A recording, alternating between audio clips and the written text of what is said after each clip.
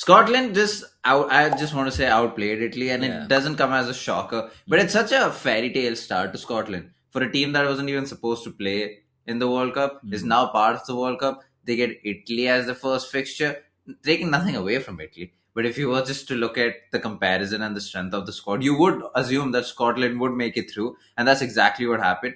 Interestingly enough, Italy is only the second team in World Cup history to have two sets of brothers playing in the playing 11. Yeah. And more interestingly, Scotland in their innings, they took a wicket off the first ball four times, first ball of the over, four times through the innings, and the first wicket in the innings fell in the very first ball, and so Mm. showed the kind of dominance Scotland had.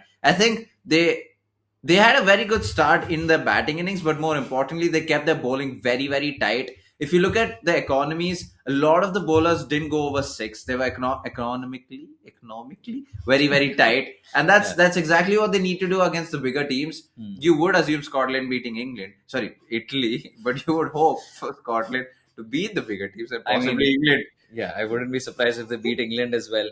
But yeah, very interesting fixture from an Italy point of view. Yeah, At least they didn't roll over like a lot of people might have expected them to. There was a fight, and it also came from the brothers itself. So the Manetti brothers, who were batting in the middle order, actually had a really good partnership. And at some point, obviously, Italy didn't look like they were going to win, but especially after losing those early wickets, it looked like there was a fight. So yeah. that's something that moving forward into the tournament is going to be really nice to watch.